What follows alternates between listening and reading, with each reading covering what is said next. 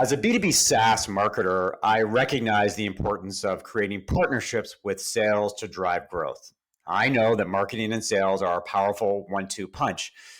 But to be honest, I've been remiss in not having enough sales leaders on this podcast. So today, I'm going to address this situation by talking with Steve Schmidt, Chief Revenue Officer with Sellex, which helps companies expand their sales teams without making a hire.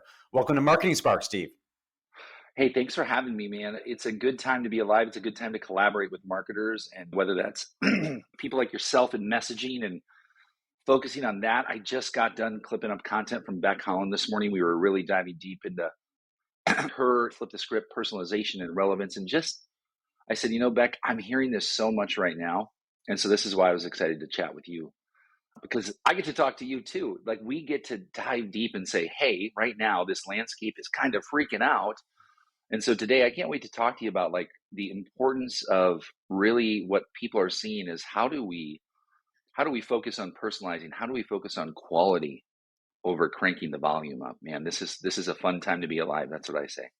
There's a lot of things to talk about from the sales and marketing perspective, given the economic landscape has shifted so dramatically and so quickly. But That's before right. we get into that, I did want to talk to you about your entrepreneurial journey for Sellex. You were the founder and CEO of Title, which focused on sales for early to mid-stage companies. Can you talk about the journey from Title to Sellex? What was happening at Title, Yep. and how did the merger with Sellex happen?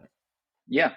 So I'll give you the play-by-play. So 2020 for me was kind of this year of an evolution. We all go through these things in life where we kind of feel a significant shift. And for me, the way that COVID affected me was not in a bad way, but it was just, that story of here I am working out of my son's bedroom, and everybody had an overwhelming sense of uncertainty, which has sustained itself, I think, for the better part of 2.5 years now. We can unpack that later. But what I did was I kind of sat there and I looked at my wife and I said, you know what, I'm finding myself here back again as an account executive after leading sales for a long time. And I said, I feel I'm at a point right now where nobody wants to hire me because I'm from South Dakota. I don't have a bunch of software on my resume. And that's where I was, trying to break into again. But I was really successful with being able to break into new businesses. And so I did that at T-Mobile. I did that at AT&T, Verizon Wireless over the 15-year span. Before, in 2017, I went to outreach. And so the only reason I didn't have a job in SaaS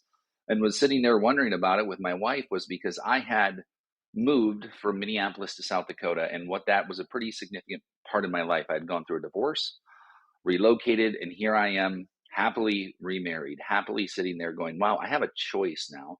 I have a spouse who's very supportive. And she looked at me and she said, why don't you go out and do your own thing? And so consulting, as you know, is a vast sea of a lot of things. And so I said, I want to be on the execution side versus the strategy side. So I called a couple people. Jake Dunlap was one of them. I said, hey, Jake, do you know anybody who would need really good top of the funnel services? And he had a couple companies in mind. And so we got to work. And before you knew it, 6 months later, we had 42 clients and 30 employees. And then another year later, that grew to 52 employees and over 118 clients, 7.5 million in revenue. So that bedroom turned into an office. The office turned into a company of 52 people. And that company was sought out by Sellex. And Sellex had seen some posts on LinkedIn, right, Mark? That's how you and I met. And their venture capital pre-seed company, 4.5 million in 2020, had seen a post and they said, hey, I think you guys might want to consider contacting this company. They look like they really have it together. At least it appears that way. And you guys might want to consider merger and acquisition versus organic growth as you kind of flex forward in your A round and kind of unroll and unpack this and release it to the public. So they contacted us, came in on a blind demo. Didn't really tell us what they did. They were in stealth mode. And so we didn't know that I didn't know I was being interviewed essentially to say, hey, we want to hire you. And Dean Glass, who's now my boss, turned 30 the other day, very young guy, sold his first company to TikTok, founded Sellex. And 2 years later, he's sitting there going, Steve, I need you to come over here and lead this thing for me on the revenue side. You know how to do this. You know how to, as a practitioner, you're passionate about it. And I said, not without the rest of my company. And he said, well, that's not really what we were thinking. And so about 6 months after that, what had happened was, 38 employees from Title came over to Sellex, and then we opened our operation together on June 16th. And that day forward, Celex now went from a company of 7 to a company of 40. And we brought in RevOps, client success, data quality, call quality agents. And so we had all the infrastructure that they didn't have, and we perfected that in a services world in a relatively short amount of time. I think perfected is a strong word, but I'd say we did pretty good at it. And so now Celex today is a software SaaS offering, and we have that services backbone. But I will end with this: is right now, like the funnest part and the most challenging part is like transitioning the mindset to still have services and being of service at the top of mind, but to fold that into a SaaS offering where it's meant to scale with velocity. So here we are, the company's thriving, but also challenged with the same economic conditions as everybody. So here we are, and the growth is on the mind, and that's where we're headed, up into the right hand. As a seasoned sales leader, I have to ask you what it's like to have a 30-year-old boss. Obviously, Yeah, very smart. He's got a track record for success. What's the dynamic like when you've got all this experience and you've got this yeah, entrepreneurial track record and you're dealing with somebody yeah, who's relatively young and for that yeah. matter, relatively inexperienced? That was the first thought that came to my head, was this guy's young. And it turns out he had a 10-year entrepreneurial track record back to college. And so myself, relatively a young spring chicken, 2.5 years into this, I thought, this guy knows things I don't about venture capital, about the things that, quite frankly, I didn't want to learn about because I knew it was available.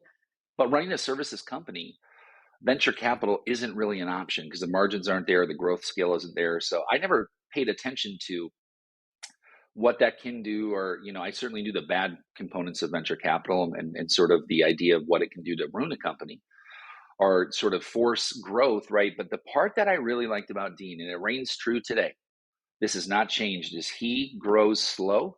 Although it appears fast on the outside, he doesn't like to make quick decisions operationally.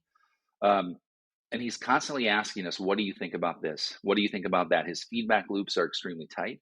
And so what I've learned to grow is, I'm sure there's a challenge in the gap of, maybe call it experience in terms of the years on earth, but he knows so much about the part of business that, quite frankly, I don't want to have to learn.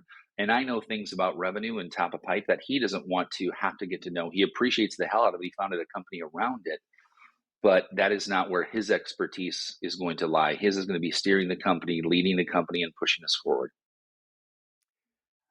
Before we hit the record button, you and I were talking about the economic landscape and Hmm. how a lot of B2B and a lot of B2B SaaS companies are, and I'm not using this word too dramatically, are desperate for leads. There's Oh a yeah, lot of anxiety right now because the economic landscape has shifted so abruptly. 2020, 2021 were awesome years. The rising tide lifted all ships. yeah, That's changed with rising interest rates and economic volatility. yep. I'd be really interested to get your perspective on how the sales landscape has changed and how salespeople and sales organizations need to operate differently. Collaborating across other departments has never been more important. So I think those companies who have demand gen, marketing arms, and all that messaging tied quickly into sales, and a lot of that's done through automation of the CRM. But a lot of people have, pardon me, abandoned the ability to sit and have a conversation without taking it personal. So, for example, revenue right now and client success, like that intra battle of handing things off once you have a customer, right? Always kind of this toxic relationship. And we're looking at it right now, going, like a lot of companies, how do we expand the revenue we have, as well as think about top of pipe? And so when I talk to other CEOs, they are panicking right now. And they also don't necessarily have the economic favorability to just make a bunch of mistakes. And so we have this really important time where you can see in their eye the hesitation. They're asking for guarantees when guarantees have never been a thing from companies, in a time where we all feel this slight grasp of desperation, right? And so I also think the more we talk about it, the more it proliferates the future of that. And so I think that what will happen here, which is very common in human nature, is we'll talk about it. It will get solved at a macro level that we can't quite understand. And just like when VCs and tech felt it 3 to 6 months before everybody else felt it, we will feel the emergence of capital injections again before the public markets and consumer markets realize it. So I predict that by the end of Q4, early Q1, we will be coming out of this, mostly because there will be desperation from people that we need to start getting this thing moving again. So 6 months is about as much as our country tolerates these days for any sort of change that it can affect. So I think right now it's you have two choices, and this is what I'm hearing. Number one, take action and take a hold on the market while everybody else sits on their heels. Or number two, sit on your heels, protect capital, and de-risk everything, which is boring but also very effective. Yeah, it will be interesting to see which option companies select. Early 2020, a lot of companies sat back on their heels, tried to ride it out. Mm-hmm. Other companies pressed forward really aggressively with sales and marketing. And when things picked up again, they were well positioned. Yep. The one observation I will make about the sales and marketing landscape is that a lot of entrepreneurs are leaning heavily into tactical execution. Yeah. The need for leads is being fueled by the fact that if we do more tactics, if we do more stuff, if we have our fingers in more pies to drive brand awareness and consideration, that'll fix the problem. That'll help us address Mm-hmm. this pipeline issue that they're suffering from. And I almost feel like they're putting the cart before the horse. Is that they're not planning the work and then working the plan. Yeah. Is that what you're seeing out there? We've seen that enough where people are now saying, well, what are you doing? And so we talk about dark social and the conversations that happen behind the curtains. And in the peer groups that I'm in with other CROs, so not at a macro level like a community like Pavilion, but call it a group of 5 to 6 people. And Six Sense puts on a really good CRO monthly coffee session where we sat there. And so I just listened. I wasn't there to pitch our services. I just said, hey, me too, right? And the talk was really around what are you doing? So then I can de-risk it by saying, okay, if you're going to do that, and I kind of know that you're reputable, then I'm going to do that too, because that feels like the safe move. So I also think right now that dark social will continue to emerge as sort of this, hey, these people are coming out of nowhere, where in fact they're forming little pods of trust saying, hey, if you're going to do this, then I'm willing to do that too, versus, hey, we're just going to forge ahead and do this because we feel it's best. I think that's what people do, is they typically don't want to lose a loan in a time where risk can lead to failure, in a big way. A loaded question for you, and Mm-hmm. your answer may have changed given where we're at right now. What makes for a great salesperson? And as important, are there ways to assess salesperson success other than sales? So the second question I'll answer first is, I feel like a true quality salesperson does bring their whole self to work. And I'm not saying that to ruffle the feathers of those people who want, work life separation. It's just, it is so hard to succeed in a job like that and win unless you're always on right now. And I know that just kind of, right, everybody goes, wait, what? I'm supposed to turn myself. I get that. Be present with your family, do that. But I will say, those people who tend to check in often and frequently and have a sense of urgency, I would say, are the people who are first and foremost going to succeed in sales. Now, I've seen a lot of introverts lately, especially, who have the ability to pause and look at data, to pause and actually do research. So I think the seller today, that I would say what makes a good salesperson today, is more than ever, it's self-awareness. Who are you going to forge trust with that you don't know today, versus who are you going to hustle your way into? So I feel like, whether that's, call it at a macro level, influencers, I don't want to go down that path necessarily and unpack it, or practitioners, and then consultants, right? You start to look to those people to go, well, those people can be an extension of that. And I need salespeople who can come into my company and build these personal brands enough where they still have a sales backbone to say, I'm bringing a little bit of hustle. I'm bringing a sense of urgency, but I'm also willing to go out there and take the time on the background to, over time, build trust in a marketplace where I can offer value without talking about my company. And that's where we see content. And backing up to 2020, so when the recession started, the last time, or pardon me, when COVID hit, and the last time people were hanging on to money, we came out of the gates with title, and we weren't anything before that. And so we came in with a storm when everybody else was sitting back on their heels. And I was the first salesperson because it was just me. And we were hungry and we were going after it. We were coming in with energy in a time where things were flat and people were scared. And I think what that did was, it was like a bomb, where people went, whoa, who the hell is Title? Who's Steve Schmidt? Who's this guy? And I'm just sitting there going, hey, we're here. And this is what we're doing. And LinkedIn and just that platform itself allowed us to thrive and grow. And 90% of that revenue mark came from over 6.5 million from LinkedIn posts. Now, I wish I could tell you that every one of those people we had a very successful experience with, but what we learned, and I'll say this, is through that selling experiences is trust, right? So trust. So that's how people are going to do it. And they're going to go to dark social in their communities and go, hey, have you heard of this? Have you worked with these guys? Are they legit? And so right now, those salespeople who are willing to establish trust and be patient are going to win in those channels.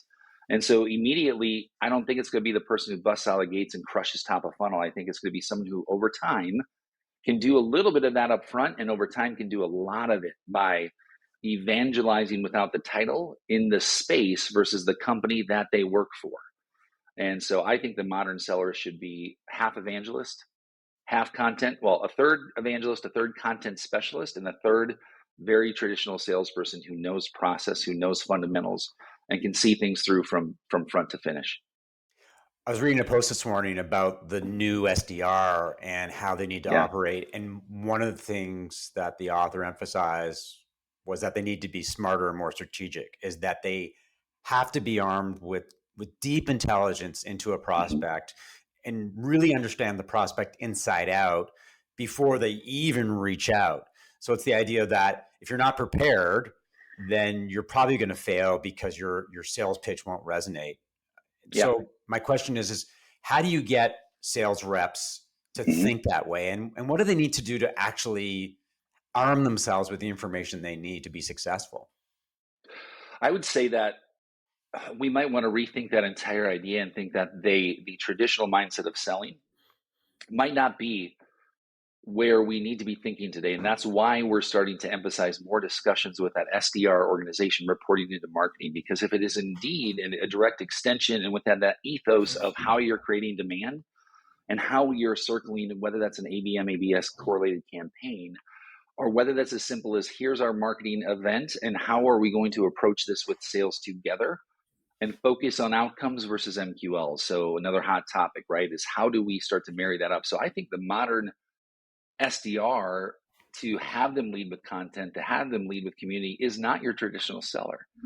And that's why a lot of those sellers are struggling right now, because the seller of the future cannot simply transition and take a course on social selling and perfect it tomorrow, because that's not why they got into the job. More than likely, they got in because they were told, hey, if you hustle, if you do this, make some cold calls, like it's going to work out. And that worked, and it still works to a degree. But if your entire organization is depending on only outbound with no coordination on collaborating with messaging and an overall impact to the market, then you're simply throwing darts at a big board that everybody else is throwing darts at. I would rather distinguish myself as a seller and establish a team of sellers, which is what I'm doing right now. I'm hiring 4 more account executives right now. And not one of them is coming from a traditional background of I've sold, I've developed funnel and done this. They've certainly done that, but now they've gone on to do other things within content, within advertising, within media, where we can now start to become a media company who has one hell of an offering behind it, because I believe that that's the company of the future. You mentioned EQ, or emotional quotient, as a key ingredient for sales. Can you talk about the importance of leveraging and controlling emotions by salespeople and how they can build that into their Yeah. sales processes and workflows? I laughed a little bit because I was just thinking, I was watching a TikTok by Leslie Vanessa and just kind of like talking about the emotional fragility of salespeople and how we, by nature, at least the salesperson of today and what we've known, is tends to go from high to low, tends to really celebrate wins and really get down on themselves. And then we go, well, good, because that's going to motivate them because they don't want to do that again.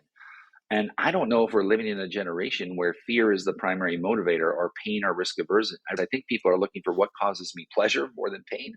And so EQ allows you to be self-aware and aware of what others are going through. And empathy versus sympathy, by definition, is saying not only do I feel sorry for you, but I'm able to sit in your shoes and truly understand and listen to you talk about it and truly understand that. And so by doing that, naturally, we're extending out to the market saying, hey, if it isn't about us, then what am I saying about you that makes you get value? That's why I deliver content that people can take away and apply every day if they want to for free. we all know that strategy is what is hired, and people will pay for it, but very few people are willing to execute on it. So that's why the free methodology of giving your stuff away works so well, is because they're going to go, hey, I like this, but I'm not equipped to do it, or I don't have time to do it, but it resonates with what you're talking about, resonates with my business. And so that kind of selling takes time, and people want immediate wins. It took 4 months for me to get one lead off it. Now we're getting 4 to 5 a day. And so that is what you can do over time. So I think that you need to be willing as a company to have longer, call it ramp periods, where you're augmenting funnel, whether it's internally or externally on the front end, but that person is building themselves as a trusted advisor, whether they're hired from the space or whatnot, to go in and evangelize for the customer versus for the company. You've talked about trust and empathy and the need for salespeople to do their research. And this is an interesting question, given the fact that Selex is both a services and a SaaS company. Curious about the fact that a lot of marketing and sales are automated by software. And curious about, how do you feel about the mix between technology and people, where, if 1 + 1 could equal 3, you get the scale through technology and automation, you get the personalization through relationship building and establishing trust. And what's that Mm-hmm. balancing act look like to you? It's a really good question. I think it looks like, and I'll give you a very tactical example of what it might look like at the rep level. I think a rep could use software to help simply automate connections only, but no messaging, no cadence, no DM, no pitch slapping, because that will help populate your audience within your ICP, right? There's a lot of tools out there that do that today. People abuse them and use them, then they get banned. And so it's this kind of taboo thing. But let's say you automate that so you don't manually do it, and then it claws back, the invites that don't go out. Okay, that's about as much software as I'd want to use in that effort. Now, on the other end, what I'd still do is, who cares about the DM? Because if you're creating content, you are now getting that first page of their newspaper developed. So as you expand your audience, and this is the secondary tool, and I've given this idea to a few people, I said, so do that now, like this situation, have once, twice, 5 times a week, your ICP on and do a micro 20-minute podcast and just talk about them and talk about the problem that they're facing, and just let it be all about them. And then what you do is you post the content, tag them, give them the assets, and they go, oh, wow, cool. I'm going to tag myself, show my friends and family, because I like me and I'm a human. So when I get this stuff, it makes me feel good. And I also want to advocate for myself. And so now that travels onward, and you're also still connecting with your audience. And so while that's building over time and you're developing trust, credibility, and relationships, you are also working traditional funnel through outbound, inbound, whatever. And before you know it, you have so much funnel and credibility that you don't know what to do with it, and then suddenly you have to build a company around it, like I did, just to support your efforts. So if that can happen out of one person with 58 people in a company doing 7.5 million, what could you do if you had the infrastructure of a company to help support that initiative and drive that out? Now, the problem is they don't, a lot of these companies don't encourage creativity. So they're going to go, yeah, I'd love to do that, but I'm afraid to go out on my own and post anything to LinkedIn, because HR will come down and say, what the hell are you doing? Or my boss will say, well, geez, it'd be better if you were on the phone making cold calls and making videos in the break room. And so I get that. And if I were you and you really didn't like that and you wanted to get out of there, get the hell out of there, because that environment is for different people than you. And so that environment can have a very traditional seller who wants to sit in a gray cube thrive. But if that isn't you, then that kind of sales role, I think, is the biggest need for SaaS companies right now, especially those who are willing to invest in taking a little bit of a quote unquote risk, by allowing people to flex a little bit and enabling them with, call it, the mechanisms of video editing, a content team to support their initiatives to go do it, fail a little bit, win a little bit, and then have them build that too, because whatever it does for them, that's good. Don't worry, you're getting the benefit in the meantime. When they move on, which they will anyways, they'll move on. And you'll still receive the impact of their brand. And by the way, if they suck and they're toxic and they're bad, you'll also receive the negative benefit of that. So be careful on who you hire and who you allow to do that, and make sure that they're very authentic and they're more interested in you than they are themselves. That's the secret ingredient. The other angle to sales that I'd like to explore is messaging. That's something that you wrote about recently, and how it allows salespeople to connect with prospects. As someone like me who focuses a lot on positioning and messaging and the ability to be clear, coherent, and consistent in how you go out to market, Hmm. What's the role of messaging and storytelling within sales? It's everything.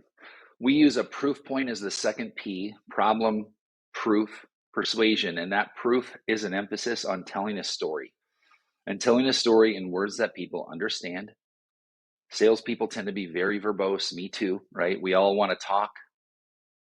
But when we stop and think and remember that the words that they hear and the story that they hear, very simply, even if it's the same story over and over again, needs to be clear, concise, where you say, this is who it was, this is how it was before, this is what they did to solve it, and this is their life now that they solved it. And that's how we appreciate stories in human life. Hey, Mark, was outside at this concert, ran into your buddy Tom. Tom's awesome. He was like, hey, how's Mark doing? And I was like, oh my God, Mark's awesome. He's so busy now, da da da, raising kids. And he was like, you know what? We all got to get together. And you know what I said? I was like, you're damn right. And so what I did is I set up a time and I want you to go, da da da. And then you're going to go, oh, okay, cool. Well, a little bit of me in there, that's good. And it makes me feel good. And you told me a story that wishes I was there. Man, I missed that. So how do I get a part of that next time? I sure as hell let's get that on the calendar right now. That sounds fun because it made me feel good because someone missed me, not because I missed the event. And I think that ability to personalize that and make it about other people versus more about you is what's probably the biggest challenge for a lot of people. One of the topics that I have to ask you about, and this is, I guess, controversial, and people are Mm-hmm. very polarized in terms of how they view it, is cold Mm-hmm. outreach, cold calling. You have one camp that says it's alive and well, and it's what you need to Mm-hmm. do to reach prospects, particularly when they're busy Mm-hmm. these days. And then the other camp says, listen, in a world full of relationships and authenticity and trust, it's just not going to work anymore. And to me, this is a really fascinating topic because there's no right answer, but it would be interesting to get your view on cold and how cold fits into your sales methodology and your sales workflows. The worse the targeting, the worse the messaging, the colder it will feel. So I think if you got deep and wide with the fish net, you're gonna get a few in there, and you don't need super great messaging. You just kind of need to get lucky, and that's why some companies have survived. Right? It's called the old spray and pray. But right now, I think cold will always have a place. Right? It's kind of like I met my wife kind of coming in cold. When I approached her, she was not looking. And I wouldn't have gotten call it what I want if I would have sat on my heels and waited for it. And so I think that those people who are bold enough to come in cold and have a very good idea of who their ideal customer is and the messaging that customer wants, they can still survive with cold. And they will survive and they'll still have the benefits of an outbound message. But what we're seeing is traditional cold bound email is more than dead. Email is deader than a doornail. We did it to ourselves. DMs are deader than a doornail. We did it to ourselves. And cold calls are deader than a doornail because we did it to ourselves. We kept calling people over and over again with no relevance, and they already feel like you're barging into their life. Now, I'll end with this: is I think a warmer cold call is one that you can start to. And Chris Walker will roll over, if he hears this. But yeah, let them raise their hand a little bit and cold call them. Now it's time to go out and get them and lead the horse to water, because they might have a problem, and it might not be the first one, it might be the third one, but now might be the time to capture their awareness. Because if you do not demand capture on that and go out and grab the lead and generate it in your funnel, which is now lead gen because your awareness created that, but you're going to grab it and pulling them through. Now you are forcing things to happen. And if we look at the amount of things in life that have happened due to force, whether it's how North America and America came to be or the history of man, many things that happened in a big way were not due to people sitting back on their heels and waiting for the perfect situation. They were happened because of bold initiatives, and they were certainly pattern interrupts at the least. I have a client that has desperately tried for the last 6 months to leverage cold email. They've done it through ABM. They've done it Yep. through extracting information from Apollo. They've tried different creative approaches, and time after time, the response has been almost zero. Yep. Very few opens, no engagement, no conversations. Why has cold email died so quickly? It used to be the fact that you could get some engagement, you could get some conversations going, but it seems to have crumbled. And if Mhm. it doesn't work anymore, Well, is it dead? And if it doesn't Mhm. work anymore, then what do companies do from a cold perspective? I think cold creative companies are going to alternative channels to come in cold. So think about the really non-traditional ones like Quora. Think about Reddit, think about WhatsApp, like different mechanisms to come in on and stay away from SMS cold. Just stay away from it. Trust me, because it's illegal, number one, and all these other things. And I think that the idea is that cold is going to feel cold. So why did we not start looking at the other channels and exploring that? Although I might not know it, there are certainly millions and millions and millions of people who do. And for example, Quora, very much unfamiliar to me until I started diving in. And then now you have to be engaging with people. And now there's these little sub communities that happen out there where although you're now still cold to them, they don't know you, you can find the time and the topic to insert yourself. And that's where I think the younger generation, for the most part, because they grew up in that ecosystem, is going to look at, like, by the way, I could go to Facebook and have a successful B2B prospecting campaign by messaging every one of my prospects and adding them as a friend. There, you have a much better chance than doing that through DMs on LinkedIn. By the way, I mean, I tested it. That works at scale. There are, a lot of different things you can do that feel cold by simply selecting a channel that's not being tapped into. And so I think it's less the art that's fatigued and the channels that are fatigued. There are cybersecurity solutions that will keep you out of inboxes. Enterprises pay people millions of dollars to make sure your email never gets delivered there. Companies like Gated are now keeping you out of the inbox, right? And so when you look at your chances, you've got an offensive line of steel curtains from sideline to sideline. So why are you focusing on pouring more money into a channel that no matter what, A, doesn't strike up a conversation that you can actually get benefit from?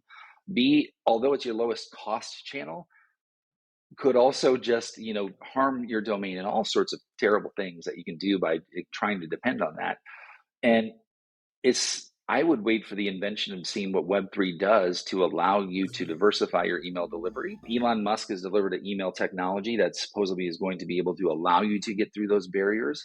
And so I think with any sort of obstacle becomes innovation to get around it. So that'll be the interesting part to me, is seeing who is, from a technology standpoint, going to crack the code on email, because nobody's done it yet. And people have spent billions of dollars trying.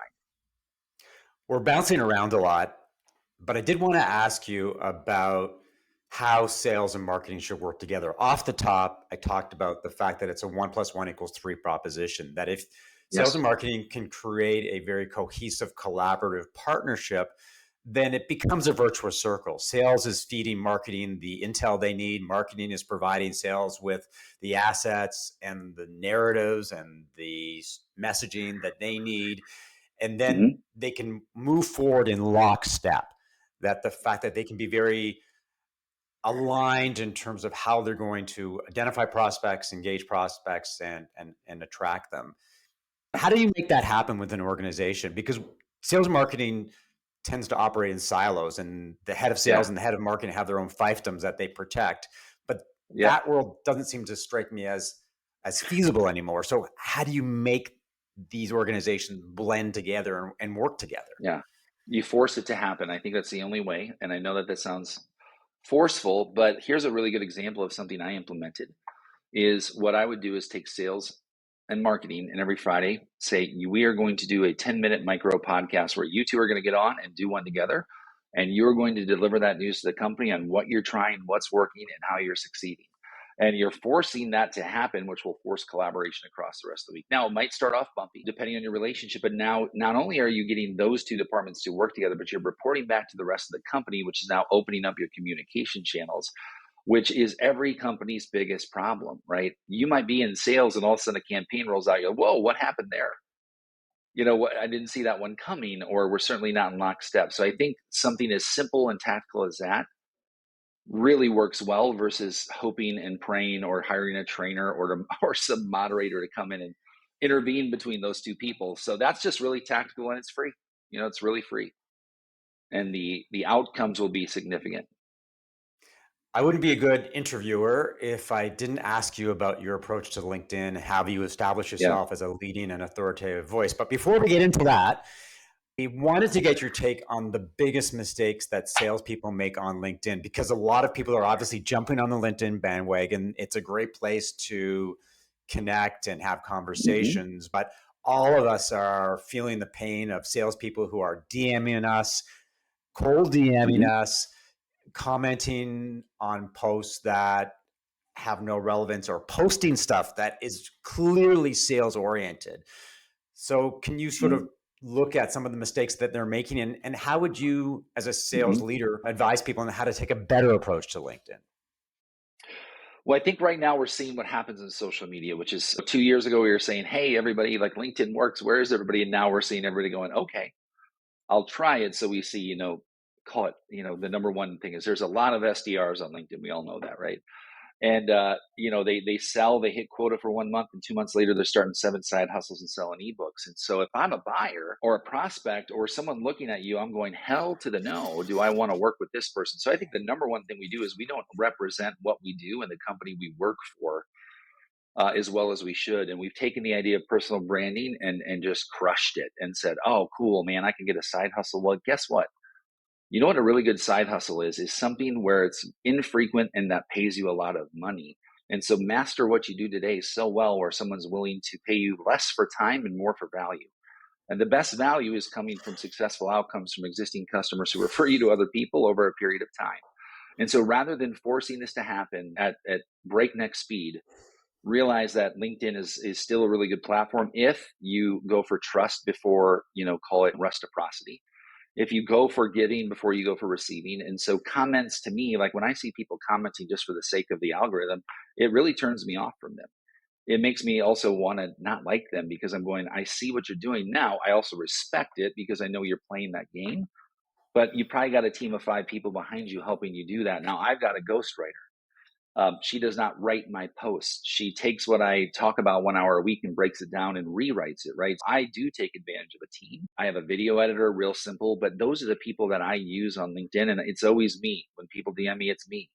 And so I think that now when I look at how to do it right is over time, I build value. Over time, we've somehow got a catalog of 500 videos and posts that people have. I get messages from people who are like, man, I implemented this and I went from the worst SDR to now I'm the top AE in a year. I'm like, man, that makes me want to cry.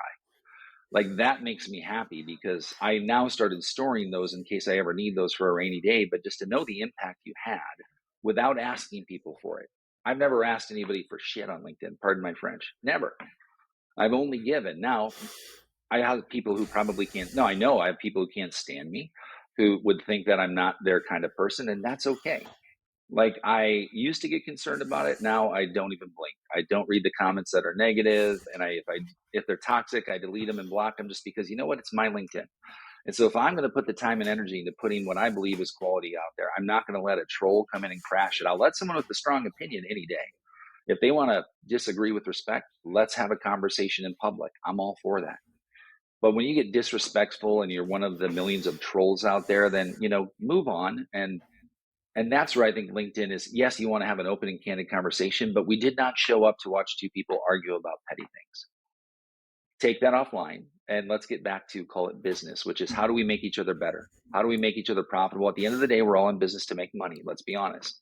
How do we help each other do that more without just trying to get money? And that is built by value. And this, Mark, because this is your space, is when you do it for people and you do it well, they're going to start to refer you, which is how you grow your business. It's how Peel you've back grown the your onion. business. So peel back the onion a little bit on your tactical approach to LinkedIn. Do you post every day? Do you look to post different types of content? I know, for example, that you leverage video in a big way, but also text post. Walk us through how your day-to-day approach to LinkedIn, and how much you plan in advance Mhm. versus what you do spur of the moment.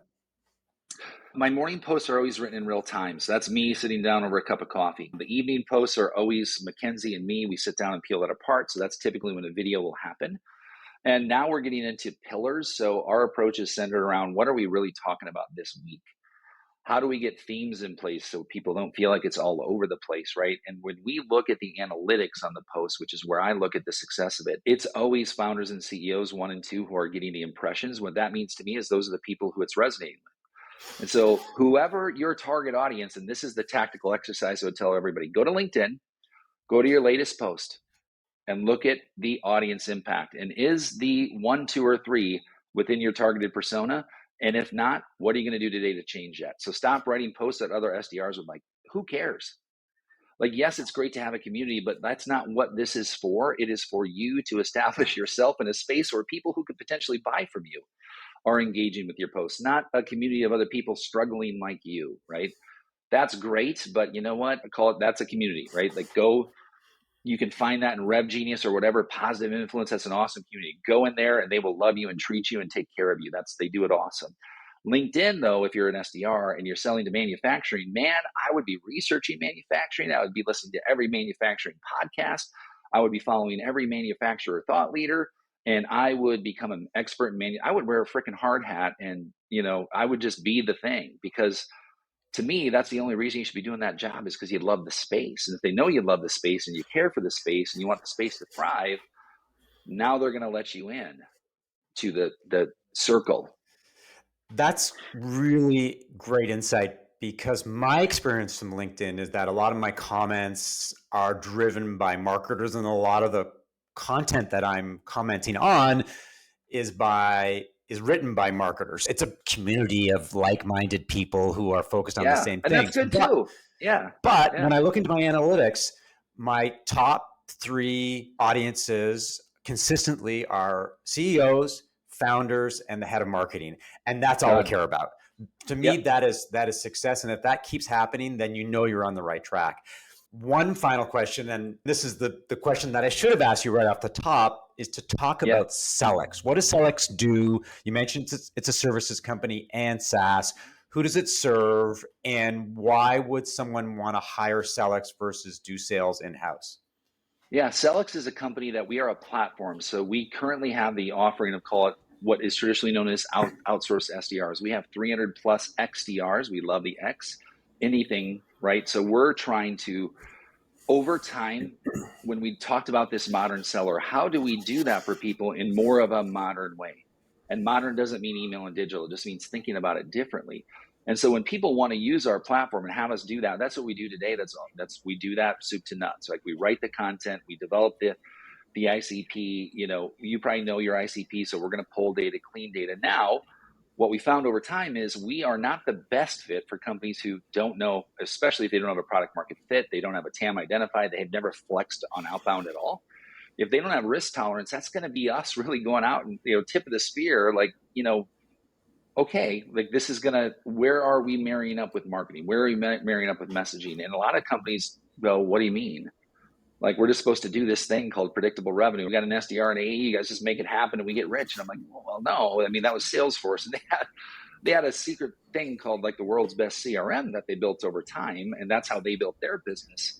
Our targeted customer tends to be, because of that environment, SaaS is really that, call it 3 to 100 million is the sweet spot. Typical people we talk to are CEOs, CROs. But that platform that we're now calling a revenue enablement platform is, as we walk into Q4 and get bigger, right? And now that we're going to be able to beef up engineering and come in with some really exciting news pretty soon, is we're going to be delivering a SaaS product that we will compete directly with Outreach and SalesLoft. And we will be, instead of a revenue engagement tool, we will be an enablement tool. So we can not only be a tool that you can use for your teams, but not just your sales teams, your demand gen teams, your marketing teams, to get insights and run campaigns. And that is the central nervous system that Sellex wants to become. And we have partnered with Salesforce, HubSpot, Calendly, Chili Piper. We're about to partner with companies like Clearbit. And so when you come to Sellex, you can start to plug in those things you need natively within us. So if you think Salesforce and their app marketplaces, we're building that same sort of marketplace. The people are one item you can get in the marketplace. If you need a CRM, which would be, I guess, weird, but if you needed to buy Salesforce and you've never bought it, you could also buy Salesforce. And now we sync unilaterally with both HubSpot and Salesforce. That'd be a good thing to have. You could also say, you know what, I don't have a tool like Clear, but I guess I've never been tracking my, okay, let's talk about that. Because if we actually went and took your website visitors that you're not doing anything with today and then repurpose that to outbound, we have such a stronger ability to capture things. And so we're trying to not just be the lead gen. We're trying to say, how do we think about your entire revenue motion? And how do we deliver software and people, if that's what you need, that can allow you to push that forward? So that'll be the transformation you see. And we'll always keep that people part as a emphasis point. But when I think of center right now with that, think of having that be more left to right than in the center. And that'll be something you can do on the platform that no other company as a software company can offer. And so that'll be a very unique distinguisher where companies can throttle us up and down with people as they need us versus going to find the next lead gen firm on Pavilion because you need to put a Band-Aid on a little bit of a wound. Final question. If people wanted Yep. to learn more about Sellex and you, and I know the obvious answer, if they want to learn about you, where do they go? Yeah, TikTok actually is where I'm having the most fun lately. Steve Sells Stuff is my TikTok name. LinkedIn is still somewhere where I hang out quite a bit, but TikTok's been super fun. And man, I'm telling you right now, first deal came out of TikTok last week. Like we've got our first real deal that went to contract, and deal velocity was 5 days from first conversation to contract. So you're a TikTok believer. A lot of B2B marketers, a lot of B2B salespeople are still on the fence when it comes to TikTok. Yeah. What sort of put you over the top? I needed a place to be entertained as much as I needed a place to learn. And honestly, like I don't go there, and I don't want my kids on TikTok because man, there's some serious weird stuff to it now, especially with their Now feature they just released, which is super creepy. But I do know that people are going there, and I'm a little sick and twisted to say no matter what, I was not first to LinkedIn, but I will be first to TikTok. And so when there's market capture happening there, I'm going to, like Chris Walker, like good luck catching up to him right now if that's your goal. It doesn't need to be. But that's kind of what I want to get that far ahead. So by the time you have I have 1 million followers, the next person goes, man, I have 20,000. This is really tough. Not because I want to compete and beat everybody, but I want to be someone who is called the voice of reason within sales and the voice of TikTok in a generation that's all about bits and bytes and sound bites. I'm okay Awesome. being the old guy. Yeah. Well, it sounds very inspiring. I think for people like me who are just starting to get into TikTok, it's good to know that people like you are already there and already starting to build an audience. It's fun. Great. It's a fun creative process. It's a break from the call it like, oh my God, I got to get CEOs and founders. It's like, I don't know who's going to watch this. And by the way, I'll end with this. As I turned a TikTok post just out of curiosity, marketers will love this, into a paid ad just to see what an organic TikTok would do on TikTok as a paid ad, put $20 into it. And it had, I don't remember, 140,000 views, 2,000 likes, no business, right? But the traction you can get on there, I think it's a lot like Facebook where I'm like, I don't know where this is going, but people are looking at it. So nothing came out of it. So I'd say until you have a clear message on TikTok to put ad money, just have fun with organic because that's where you're going to get the biggest reach. Hold on to your ad money on TikTok till you can figure out what you want to be the outcome of that versus saying, oh my God, TikTok, we got to go there. Like redirect all our spending. Just do little tests. Do little tests. This has been a great conversation. We covered a lot of ground. We've bounced around a lot, and hopefully we've explored some of the inner workings of sales that people need to know about. I want to thank you for your time, and I want to thank people for listening to another episode of Marketing Spark. If you enjoyed the conversation, leave a review, subscribe via Apple Podcasts or your favorite podcast app, and share via social media. To learn more about how I work with B2B SaaS companies as a fractional CMO, strategic advisor, and on positioning and messaging development, email mark@markevans.ca or connect with me on LinkedIn. I'll talk to you soon.